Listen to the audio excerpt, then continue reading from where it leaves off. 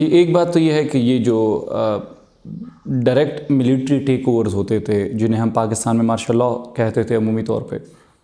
اور پرویز مشرف صاحب کے زمانے میں انہوں نے اس کو ایمرجنسی کا نام دیا، کیونکہ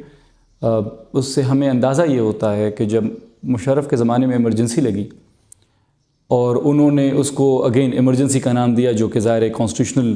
چیز ہے، اور جو پرویز مشرف صاحب نے ٹیک اوور کیا تھا اس کا کانسٹیٹیوشن سے کوئی تعلق نہیں تھا، تو ٹیکنیکلی ہم اسے ایمرجنسی نہیں کہتے تھے۔ اس کے باوجود انہوں نے خود کو چیف ایگزیکٹو کہا اور اپنے ملٹری ٹیک اوور کو انہوں نے ایمرجنسی کہا۔ اس سے ہمیں سبق کیا ملتا ہے، یا ہمیں اس سے انالیسس کیا کر سکتے ہیں؟ انالیسس یہ کر سکتے ہیں کہ پرویز مشرف صاحب کو یہ اندازہ ہو گیا تھا by the turn of the century, وہ ظاہر 1999 میں few months before the 21st century, کہ جو مارشل لاء ہے، ملٹری حکومتیں جو ہیں وہ بائی اینڈ لارج اب آؤٹ آف فیشن ہو گئی ہیں، اور پوری دنیا میں، صرف پاکستان میں نہیں، آپ دیکھ لیں اب ایک تو ملٹری ٹیک اوور کم ہونا شروع ہو گئی ہیں، آپ کو میرے خیال میں سوائے 2-4 ممالک کے کہیں پہ نہیں نظر آئے گا۔ تو اب ایک وجہ جس کی وجہ سے مجھے یہ لگتا ہے کہ ہمارے یہاں شاید ملٹری ٹیک اوور آنے والے سینس میں، جو ڈائریکٹ ملٹری ٹیک اوور ہے جسے ہم مارشل لاء کہتے تھے، اس کا خدشہ تو میرے خیال میں خاصی حد تک کم ہو گیا، اور اس کی وجہ یہ نہیں ہے کہ جو سول ملٹری ریلیشنز ہیں وہ چینج ہوں گے، جیسے میں نے کہا کہ جو مارشل لاء ہے اس کی طرف اوورآل ایٹیچیوڈ چینج ہو گیا ہے پوری دنیا میں، آپ کو کہیں پہ بھی یہ بہت زیادہ فیشنیبل نہیں نظر آتا، لوگ اس طرف انکلائنڈ نہیں ہوتے۔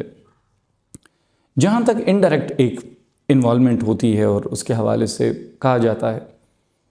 تو میں عمومی طور پہ اس خیال کا حامی ہوں، اور میں ہمیشہ یعنی اپنی اسکالرشپ میں بھی اس چیز کا خیال رکھتا ہوں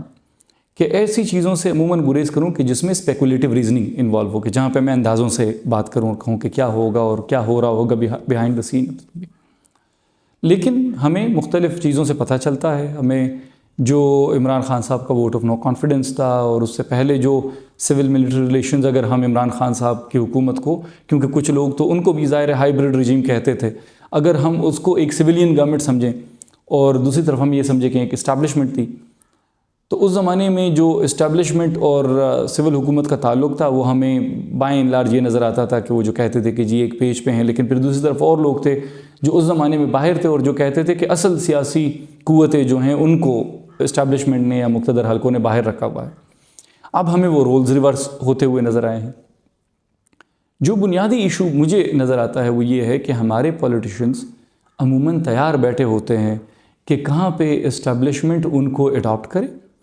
اور وہ دوبارہ سے اپنی ساری پرنسپل سٹرگل چھوڑ کر دوبارہ سے اسٹیبلشمنٹ کی گود میں بیٹھ جائیں۔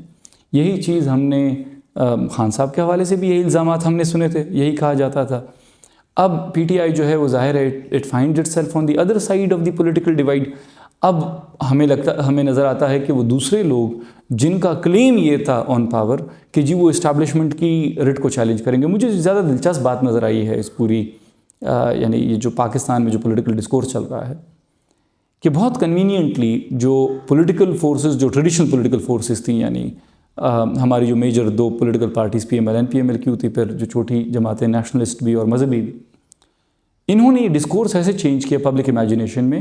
کہ ہمیں یہ لگتا ہے کہ ان کا مسئلہ تو فوج کے ساتھ کبھی تھا ہی نہیں، عمران خان ہی ہمیشہ سے مسئلہ تھا۔ اب عمران خان صاحب کے ساتھ اتفاق کرنا یا اختلاف کرنا وہ اپنی جگہ پہ ایک الگ بحث ہے،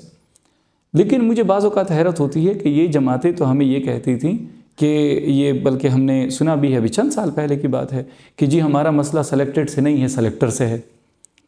اب وہ کہتے ہیں کہ نہیں جی پورا مسئلہ جو ہے اس کی جڑ جو ہے وہ عمران خان ہے۔ تو یہ میرے نزدیک جو چینج ہے اور اس کے راستے میں جو رکاوٹ ہے وہ فوج سے زیادہ، جیسے میں نے کہا کہ فوج تو اب وہ تو ڈائریکٹ ٹیک اوور تو اب آؤٹ آف فیشن ہو گیا ہے، وہ ہماری راہ میں جو بڑی چیز حائل ہو جاتی ہے وہ پولیٹیشنز کی یہ ولنگنس ہے کہ وہ جو ان کو سپیس دی جاتی ہے اس کو کیپچر کرنے کے لیے وہ پھر اپنی جو پرنسپلز جن کی بنیاد پہ انہوں نے پالیٹکس کی ہوئی ہوتی ہے اس سے روگردانی کرتے ہیں اور دوسری طرف چلے جاتے ہیں۔